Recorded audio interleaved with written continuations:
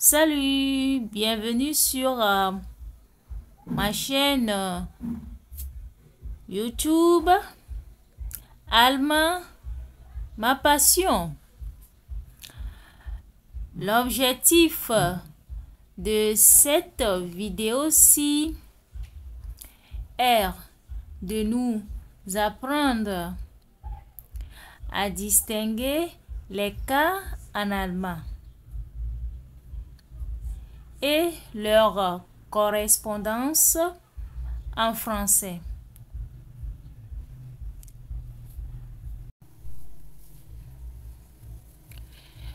Alors, je vous invite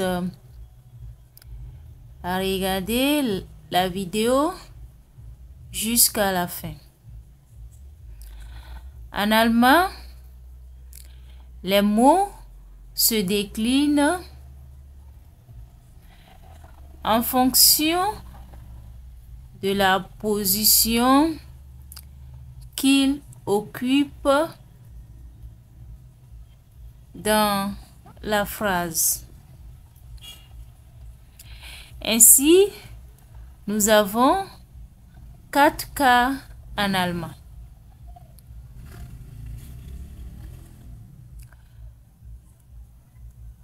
Alors, ces 4 cas de déclinaison sont, premier cas numéro 1, nous avons le nominatif, qui est appelé en allemand der Nominatif. La deuxième position, deuxième cas, nous avons l'accusatif. L'accusatif qui est appelé en allemand der Akkusativ. Der Akkusativ. Troisième cas, troisième position, nous avons le datif, qui est appelé en allemand der Dativ. Quatrième cas, nous avons le génitif, qui est appelé en allemand der Genitiv. Donc, nous avons des nominatifs, des accusatifs, des datifs, des génitifs. Alors, on commence par notre premier cas, qui est der nominatif. Der nominatif est encore appelé wer oder was fall. Wer oder was fall. Alors, le nominatif correspond à la fonction sujet et attribut du sujet. Le nominatif correspond à la fonction sujet et attribut du sujet. D'après les verbes d'état tels que ces verbes d'état sont bleiben, qui veut dire en français rester, sein, qui veut dire en français être, werden, qui veut dire en français devenir, etc. Alors, pour connaître le nominatif, notre cas nominatif, pour le connaître, il suffit de poser la question, à savoir vers, qui, ou was, quoi. Il s'agit de qui, il s'agit de quoi, afin de retrouver le sujet dans la phrase. Exemple de phrase, zum Beispiel, der Mann ist groß. L'homme est grand ou bien gros. Alors ici, la question, die Frage ist, wer ist groß? La question c'est, qui est gros? Ou bien qui est grand? Alors, la réponse est, die Antwort ist der Mann, l'homme. Beispiel 2, exemple 2. Die Dame ist meine Schwester. Die Dame ist meine Schwester. La dame est ma soeur. La dame est ma soeur. Alors, la question c'est, wer ist meine Schwester? Wer ist meine Schwester?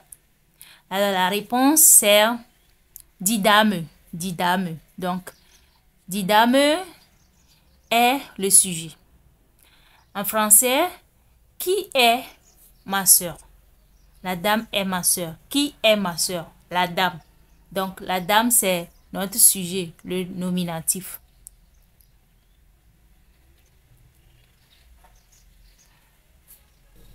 Tableau de déclinaison des articles au nominatif. Bestimmeta-Artikel. Nominatif masculin, on a der. Nominatif féminin, on a die. Nominatif neutre, on a das. Nominatif pluriel, on a die. Unbestimmter-Artikel, article indéfini. Au nominatif masculin, ein. Nominatif féminin, eine. Nominatif neutre, ein. Nominatif pluriel, on n'a rien. Notre deuxième cas, der accusatif. Der accusatif. Wen oder was fall. Alors, l'accusatif correspond à la fonction complément d'objet direct, c'est-à-dire le COD en français. Et il répond à la question qui, quoi, ou bien en allemand wen oder was. Alors, la raison pour laquelle notre accusatif en allemand est encore appelé wen oder was fall, wen fall, was fall en allemand est que, alors, pour avoir notre cas accusatif, on pose la question à savoir qui ou bien wen ou quoi ou was. En français, le COD, le complément d'objet direct, répond à la question qui ou quoi. En français, pour avoir le complément d'objet direct, on pose la question à savoir qui ou quoi. Ainsi, pour avoir le COD, il suffit de poser la question juste qui fait quelque chose ou quoi. Quoi qui est le complément dans la phrase. Et si notre accusatif en allemand est encore appelé le COD en français, alors pour avoir l'accusatif, il suffit juste de poser la question à savoir qui ou quoi est-il question dans notre complément. Exemple: Meine Mutter hat einen Bruder. Meine Mutter hat einen Bruder. Ma mère a un frère. Alors, la question c'est ma mère a qui? Un frère. Un frère là, c'est notre COD. Wen? Einen Bruder. Einen Bruder, notre accusatif. Exemple 2. Meine Schwester kauft heute ein Geschenk. Meine Schwester kauft heute ein Geschenk. Ma soeur achète un cadeau aujourd'hui. La question, ma soeur achète quoi aujourd'hui? Un cadeau. Donc, un cadeau, c'est notre COD. Ein Geschenk. Yeah? c'est notre accusatif. Ein Geschenk.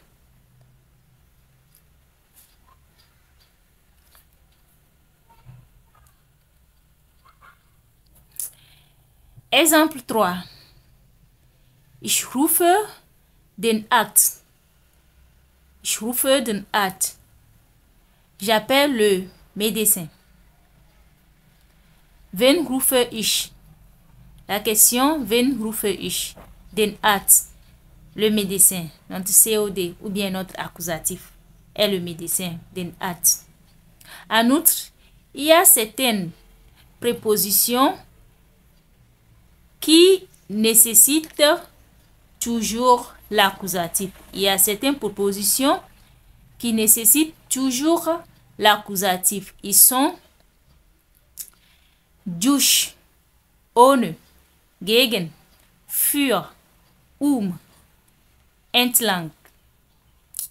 Beispiel, Exemple, die Schüler von Terminal spielen gegen die Schüler von Second. Die Schüler von Terminal spielen gegen die Schüler von Second. Ou bien, ich habe ein Geschenk für deinen Bruder. Tableau de déclinaison des articles à l'accusatif. Au masculin, le der du nominatif devient den. Au féminin, le die du nominatif reste toujours die. Au neutre, le das reste toujours das à l'accusatif. Et au pluriel, le die du nominatif reste toujours die. Maintenant, article indéfini, unbestimmter Artikel. Au masculin, on a einen. Au féminin, eine. Neutre, ein. Troisième cas, der Dativ. Der Dativ, Wemfall. Wemfall. Le datif correspond à la fonction complément d'objet indirect, le COI en français. Et le complément d'objet indirect répond à la question à qui en français, remplacé en allemand par wem. Donc, notre à qui en français est remplacé en allemand par wem.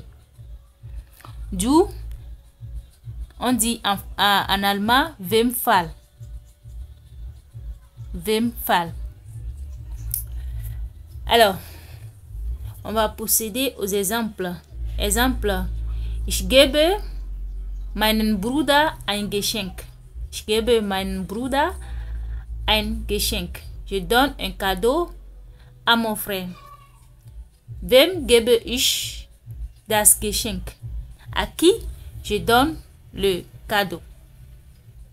Meinem Bruder. À mon frère. Donc, à qui je donne le cadeau? Le cadeau, je le donne à mon frère. Alors, ce que nous remarquons est qu'en allemand, si on se trouve en présence d'un COD et d'un COI, on place souvent le COI en première, suivi du COD. Alors, cette phrase, ich gebe meinen Bruder ein Geschenk. Ich gebe meinem Bruder ein Geschenk. Notre COI est venu en première position. Notre COI est meinem Bruder et notre COD est ein Geschenk. Donc, le COI vient et le COD suit notre COI. Alors, les prépositions suivantes sont toujours suivies du datif. Donc, on les appelle les prépositions du datif. Ils sont aus, bei, mit, nach, seit, von, zu, gegenüber. Gegenüber. Danke. Alors, en dehors des prépositions suivies du datif, nous avons aussi certains verbes qui gouvernent le datif ou bien qui marchent toujours avec le datif ou qui nécessitent toujours le datif. Et ces verbes sont, on va citer quelques-uns de ces verbes. Sagen, dire, helfen, aider, gefallen, plaire, gehören, appartenir. Schmecken, aimer. En parlant des aliments. Danken, remercier. Antworten, ja, répondre. Glauben, croire, etc. Il y en a beaucoup. Alors, exemple. Bitte, hilf mir. Bitte, hilf mir. S'il vous plaît, aidez-moi. Mir, là, c'est au datif à cause du verbe helfen. Donc, on a mis notre mir au datif à cause du verbe helfen. Ich danke dir. Je te remercie. Le dire là est mis au datif à cause du verbe danken.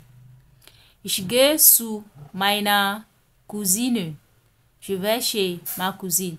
Zu meiner, la préposition zu. Markus kam mit seiner Tante. Markus est venu avec sa tante. Mit seiner Tante. Mit, notre préposition. Tableau de déclinaison des articles au datif. Au masculin, dem. Au féminin, der. Au neutre, dem. Au pluriel, den. Et on met n à la fin du mot. Maintenant, article indéfini, unbestimmter Artikel. Au masculin, einem. Au féminin, einer. Au neutre, einem. Notre dernier cas, quatrième cas, der Genitiv. Wessen Fall. Wessen Fall. Le génitif correspond à la fonction complément du nom en français. Et le génitif répond à la question de qui, ou bien wessen, ou bien à qui cela appartient. Alors, notre génitif démontre l'appartenance de quelque chose à quelqu'un. Exemple, der Bruder meines Vaters ist mein Onkel. Le frère de mon père est mon oncle. Alors, la question c'est wessen Bruder ist mein Onkel? Le frère de qui est mon oncle? Alors, on va dire le frère de mon père. Alors, der Bruder meines Vaters. Le frère de mon père. Meines Vaters, c'est notre génitif là-bas. Exemple, die Haare meiner Mitschülerin. Die Haare meiner Mitschülerin sind schön. Wessen Haare sind schön? Alors, la réponse est meiner Mitschülerin. Vous voyez, non? Donc, les cheveux de ma camarade de classe sont jolis. Donc, les cheveux de qui sont jolis? Les cheveux de ma camarade de classe. Donc, camarade de classe, génitif. Alors, notre tableau de déclinaison. Au génitif masculin, des et le nom prend S. Au génitif féminin, der. Le nom ne prend rien à la fin. Au génitif neutre, des. Le nom prend S. Au génitif pluriel, der. Le nom ne prend rien à la fin. Donc, article indéfini. Eines. Le nom prend toujours S. Le féminin, article infini. Aina. Le nom ne prend rien à la fin. Neutre. Eines. Le nom prend S. Ich danke dir, dich, für die, der Einladung. Qu'est-ce qu'on va choisir? Est-ce qu'on va dire Ich danke dir für die Einladung ou bien Ich danke dich für der Einladung?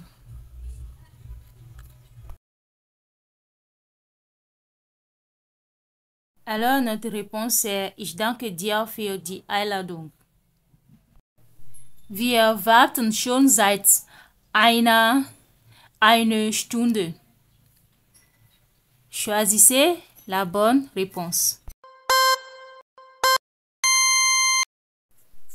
La bonne réponse, wir warten schon seit einer Stunde. Die Farbe dieses Kleids gefällt mir nicht. Quel est le cas ici? Est-ce nominatif, accusatif, datif ou bien génitif? Alors ici, notre cas, c'est le génitif puisque on parle de l'appartenance de l'habit, qui sont les couleurs. Alors, gefällt mir. D'après le verbe gefallen, ce qui suit, c'est le datif. Donc, dans ce cas, là-bas, on a le datif. Mais, au début de la phrase, c'est le génitif.